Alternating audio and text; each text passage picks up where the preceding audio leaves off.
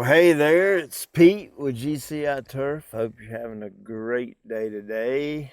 You can see we're coming along nicely out here. Back over here is where the house is going to be sitting.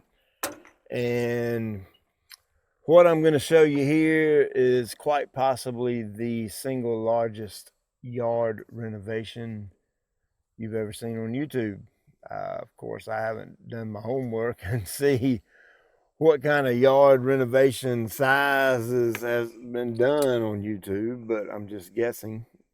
This might be the largest or possibly one of the largest for sure. Over here, the backyard, side yard is going to be roughly a 25,000 square foot,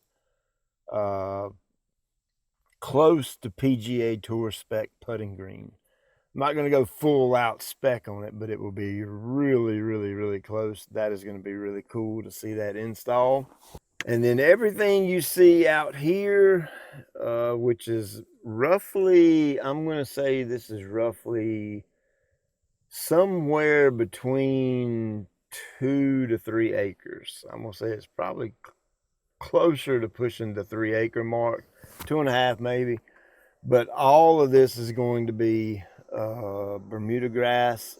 Still have not decided which cultivar I'm going to go with. I'm strongly leaning toward Tahoma 31, but there's some others on golf courses, Tiff Dwarf being the one I'm mainly talking about here, that I really like. I like the color of it. It's every bit as dark as Tahoma, and it grows considerably lower. So, I could actually keep this cut at maybe a 1/4 inch or something like that, but still trying to make my mind up on that.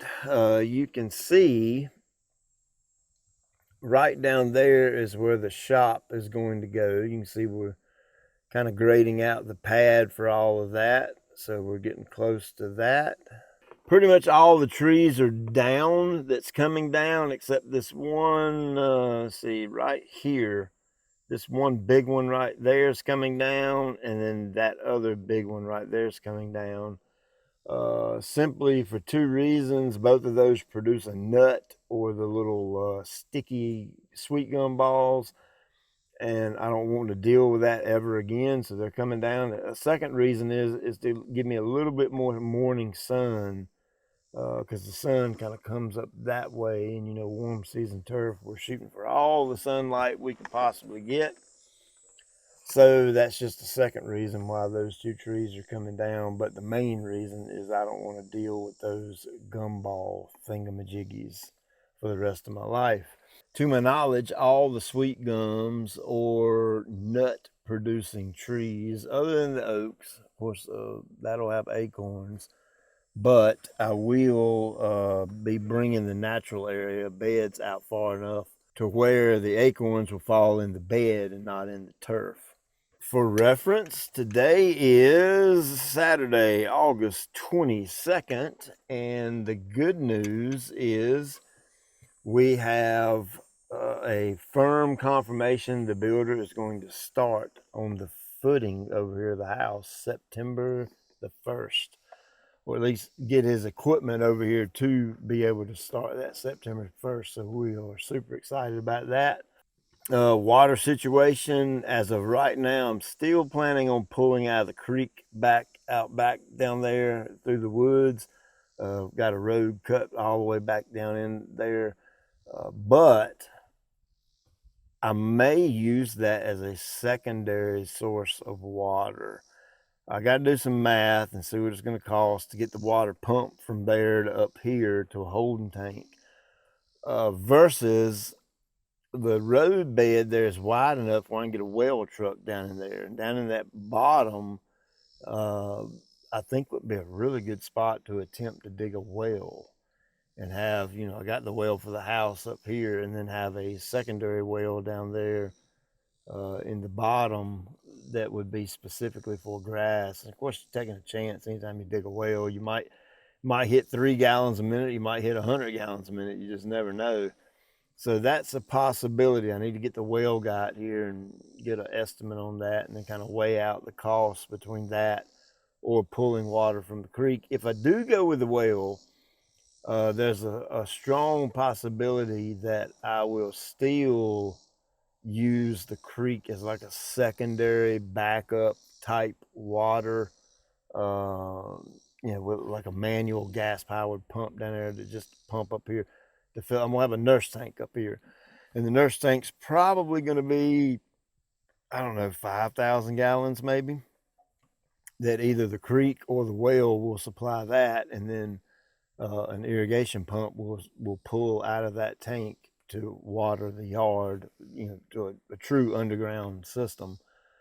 So just got to figure out which way I'm gonna go on that, or if I'm gonna do both, the well and pull from the creek.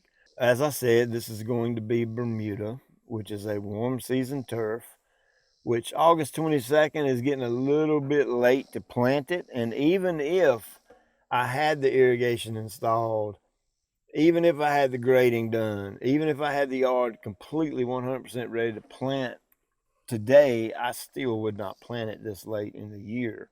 I just think it's too late, to be honest with you.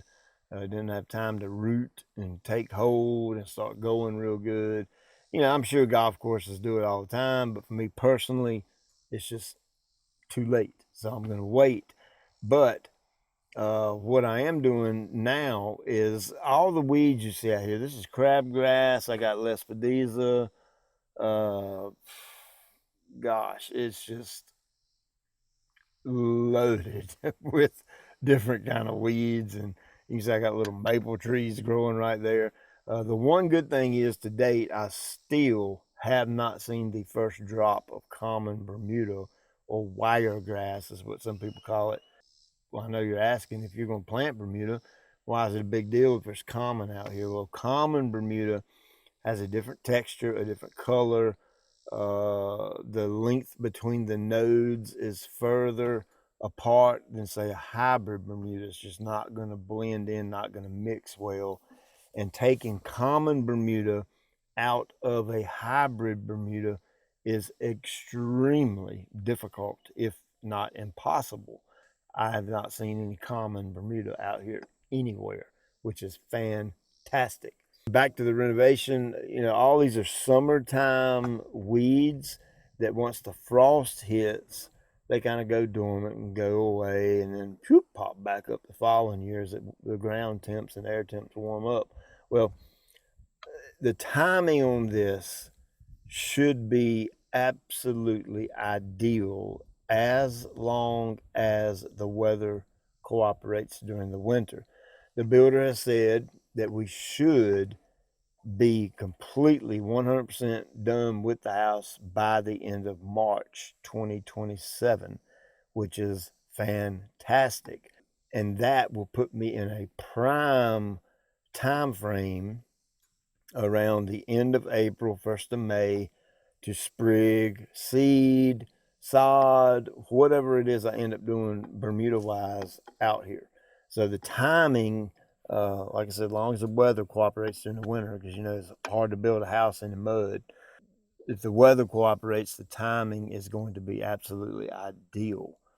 So that means I need all this dead and gone and back down to bare dirt before the frost hits and before we get into winter. Because, like I said, I've got grading to do. I've got a tremendous amount of grade work to do out here, and the heavy rough grading. I've already talked with a guy, and I'm going to be renting like a D6 Caterpillar dozer and come out here to do some of the rough, heavy grade work. Because a lot of this out here has to be flattened out, and a lot of this has to be pushed over. And it's just a bunch of grading work to be done out here. Heavy dirt moving, and you need a heavy piece of equipment to do that. So a D6 dozer will for sure get the job done. Of course, I'm going to show you all that on video, every last little bit of it. And once I get the rough grading done, I'll probably do like one pass of a fine grade you know, with my Steck box, or heck, I may even get a motor grader out here and do it with a motor grader. This area is so big. But once I do all that, then I can start working on the irrigation, because I'm the type of guy who I want the fine grade done. I want the finished grade product 100% ready to plant grass. Then I'll install the irrigation. I see so many times that people rough grade, then install irrigation, and then try to fine grade around irrigation heads and all that crap. And I just don't like it. I'm not a fan of that in any kind of way, because what if you have an irrigation head on a high spot and you need to cut that high spot out where you can't cut through the irrigation head? So I fine tune and fine grade first, then install irrigation, then go back, fill in my ditches, pack ditches down, and then if I need to regrade some for settling in the ditch lines and stuff like that, you can always do that. I know it seems like it adds an extra step, but to me, it's the seeking perfection type of lawn care that I'm after, and I just feel like that's the best way to do it. So yeah, I had to bush hog all this down, because I'm gonna come out here with my Toro Multi Pro with some Roundup, glyphosate, and probably throw some triclopyr in the mix, because I've got some woody stem type things out here I want to smoke off. So I'll use those two and get all this sprayed. And I had to bush hog it down because the material was so high that it was above my spray boom. So I had to bush hog it down, and now I'm just going to give it about 2 weeks, because the reason I don't come right back and spray all this is some of this stuff is woody stem, and cutting it down at 4 inches, and where it was 6 foot tall, you cut down to the stem of the plant. And I need about 2 weeks or so and let some things flush back out and leaf back out, so it got a leaf blade on the plant. It's kind of like just letting this get a little bit bushy and a little bit shaggy, but not so high that it's above my boom, my spray boom again. So that way, when we come back out here in the wintertime, we start grading and all that kind of thing, we're working with dirt, and we're not having to deal with, you know, vegetation, trying to work it out of the dirt and all that kind of thing. So by spraying it early enough, it will have rotted to the point to where it just kind of disintegrates in the ground as I'm grading. As far as all the gazillion, billion, million weed seeds I just put out here from cutting all these seed heads off of all that, I'm not at least bit concerned about that, because I'm gonna be rolling so much dirt out here that, you know, when you get to the point to plant the grass, then we'll worry about growing the grass and pre-emergence and all that kind of thing. But as of right now, I have absolutely zero concern about the amount of weed seeds that I just distributed over this 3 acres of ground, because, you know, I mean, what the heck are you going to do? And there's nothing you can do about it, because like I said, I'm going to be rolling a tremendous amount of dirt out here. So it's pointless to try to control any type of pre-emergent weed thingamajiggy right now. It just doesn't make any sense. So that's an update on this bad boy, and we are super excited. My wife is very excited, and I love seeing her light up when she talks about the house. Of course, the inside of the house, I could care less. All I need is a bed and a pillow to lay my head on. I'm good to go. But the outside's a little bit different. We're going to make this thing something pretty grand, would be a good word to describe it. And of course, we're going to show you the house build. It's going to be a semi barndo or barndo hybrid type build. It's a fairly large house with a really big garage, and I'm gonna show you inside, outside, the whole 9 yards on the build for it. And of course, you know, on my channel we do mostly grass stuff here, and you'll for sure see the install and renovation work and grading work and I'll show you the shed going up, the whole 9 yards. So it's going to be a lot going on out here. So be sure and subscribe and hit the little bell notification. That way it lets you know when I post a video, and you won't miss any of it. But anyway, me and my wife are getting ready to go see Spider-Man. Check you later.